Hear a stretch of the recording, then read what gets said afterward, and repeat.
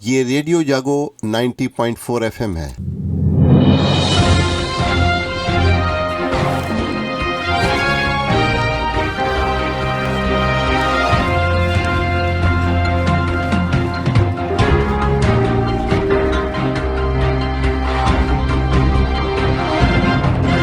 अब आप अभय शंकर गौड़ से आज की हलचल सुनिए। प्रधानमंत्री नरेंद्र मोदी ने कल पश्चिम बंगाल के जलपाईगुड़ी में जनसभा को संबोधित किया और कहा कि तृणमूल कांग्रेस कानून और संविधान को कुचलने वाली पार्टी है। उन्होंने टीएमसी पर आरोप लगाया कि बंगाल में भ्रष्टाचार और हिंसा का खुला काम चल रहा है। यही वजह है कि ऐसे मामलों की जांच करने वाली केंद्रीय एजेंसियों को हमले का सामना भी करना पड़ता है। प्रधानमंत्री नरेंद्र मोदी ने कहा कि आज पूरी दुनिया में भारत का डंका बज रहा है और आपके वोट की ताकत ने मजबूत सरकार दी है। सरकार देश हित में मजबूत कदम उठा रही है। वहीं उत्तर प्रदेश के मुख्यमंत्री योगी आदित्यनाथ ने कल राजस्थान के भरतपुर में एक सभा को संबोधित करते हुए कांग्रेस पे आरोप लगाया कि कांग्रेस को देश की सबसे बड़ी समस्या कहा और कहा कि उसके शासनकाल में गरीबों के हक पर डाका डालने के साथ ही आतंकियों को भी पनाह दिया जाता है और दंगे और कर्फ्यू लगते हैं। चुनाव में भारतीय जनता पार्टी के स्टार प्रचारक उत्तर प्रदेश के मुख्यमंत्री योगी आदित्यनाथ ने कल कहा कि चुनावी रण में उतरकर पार्टी के पक्ष में वो धुआंधार प्रचार कर रहे हैं। रामनवमी आने वाली है और 17 अप्रैल को रामनवमी है, तो ऐसे में रामनवमी पर इस बार प्राण प्रतिष्ठा जहां हुई है अयोध्या में भगवान राम की, वहां की स्थिति क्या होगी, तो आइए हम आपको बताते हैं। रामनवमी पर राम मंदिर को फूलों से इस बार सजाया जाएगा और रामनवमी पर राम लला के ललाट पर सूर्य का तिलक लगाया जाएगा तथा हेलीकॉप्टर से फूलों की वर्षा भी की जाएगी। रामनवमी पर्व पर उमड़ने वाले श्रद्धालुओं की भीड़ को नियंत्रित करने के लिए और उनकी सुविधाओं को लेकर के जिला प्रशासन अयोध्या लगातार तैयारियां कर रहा है।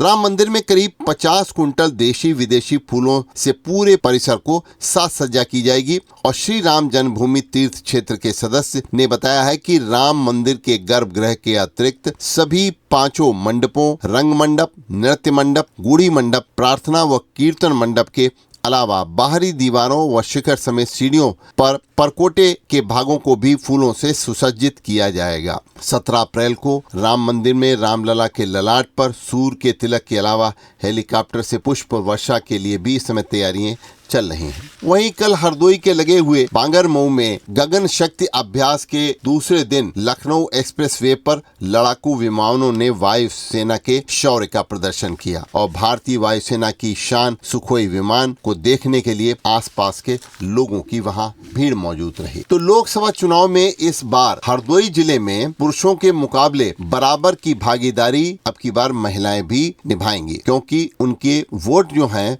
पुरुषों के और महिलाओं के लगभग बराबर हैं और महिलाओं के वोट पाने के लिए इस बार सभी पार्टियों ने अपनी रणनीति बनाई है। वहीं युवाओं के वोट भी इस बार अहम रोल प्ले करेंगे। लोकसभा चुनाव में इस बार प्रशासन वोट प्रतिशत बढ़ाने के उद्देश्य से सभी को मतदान करने के लिए प्रेरित भी कर रहा है। लगातार जिलाधिकारी मंगला प्रसाद सिंह इसके लिए जागरूकता कार्यक्रम आयोजित कर रहे हैं और प्रशासन ने इस बार सभी वर्गों को मिलाकर करीब 1,12,573 वोट बढ़वाए हैं, जिसमें युवाओं के साथ महिलाओं ने खूब वोट बनवाए हैं। हरदोई व मिश्रिक लोकसभा सीट के लिए वोटिंग 13 मई को होनी है। इसके लिए प्रशासन के साथ सभी पार्टियां दोनों सीटों के तहत आने वाली 8 विधानसभाओं में अपनी अपनी तैयारियां कर रही हैं। तो हरदोई लोकसभा के लिए इस बार 18 से 19 साल के युवाओं ने कुछ अपने ज्यादा ही वोट बढ़वाए हैं। शाहाबाद विधानसभा क्षेत्र में 6,349 और सांडी में 7,153 युवाओं के वोट बढ़े हैं। वहीं गोपाऊ में 7,087 युवाओं के वोट और सवाईपुर में 7,444 युवाओं के वोट तथा हरदोई में सबसे ज्यादा 8,276 युवा वोट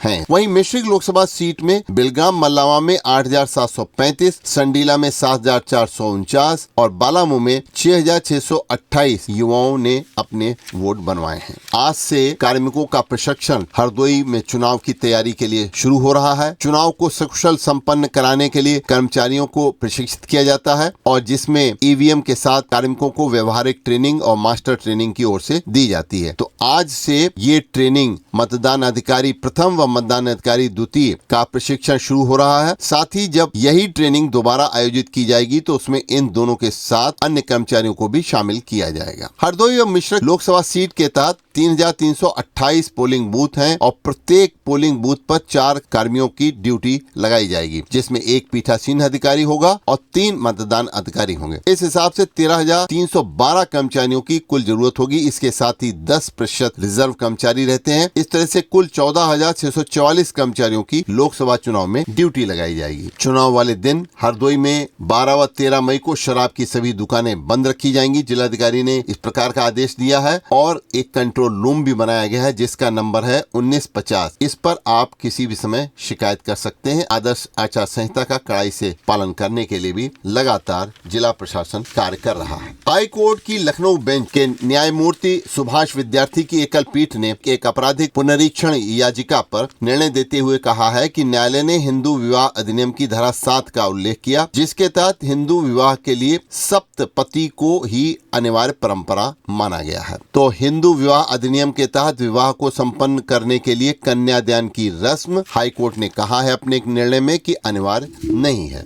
कल हरदोई में बिना सूचना के बिजली हर तरफ काटी गई और हरदोई शहर के उपभोक्ता बहुत परेशान है। ये विभागीय लापरवाही थी कि बिना किसी सूचना के पूरे दिन मरम्मत के कार्य के नाम पर बिजली काटी गई और उपभोक्ताओं को इसकी जानकारी न देने के कारण गर्मी में पीने के पानी की भी लोगों को समस्या रही। विद्युत उपकेंद्र के उपकरणों को बदलने का कार्य इस समय किया जा रहा है और बिजली बंद होने की सूचना एक दिन पूर्व निर्देशों के अनुसार दी जानी चाहिए और उपभोक्ताओं के मोबाइल पर भी SMS के माध्यम से उनको अवगत कराया जाना चाहिए, लेकिन कल यह नहीं किया गया और हरदोई के शहर बेलाताली उपकेंद्र से जुड़े रेलवेगंज स्टेशन रोड पीताम्बरगंज में बिजली की लाइन पर काम होने के कारण सुबह से लेकर के शाम 5 बजे तक बिजली बंद रही और इसकी वजह से कई महत्वपूर्ण चीजें जो हैं वो उनको नहीं लोग कर पाए। विशेष तौर पर पीने के पानी का संकट कल रहा। 15,000 उपभोक्ता से अधिक ऐसे थे जिनको कल बिजली पानी न मिलने से परेशानी उठानी पड़ी। हरदोई शहर के उपखंड अधिकारी KP सिंह के अनुसार सभी कार्यदायी संस्था को कार्य शुरू करने से पूर्व सूचना देने के निर्देश दिए गए हैं। अभी आप सुन रहे थे अभय शंकर गौड़ से आज की हलचल। ये रेडियो जागो 90.4 FM है। आप खुश रहें, स्वस्थ रहें, आपके सुखमय जीवन की हम कामना करते हैं।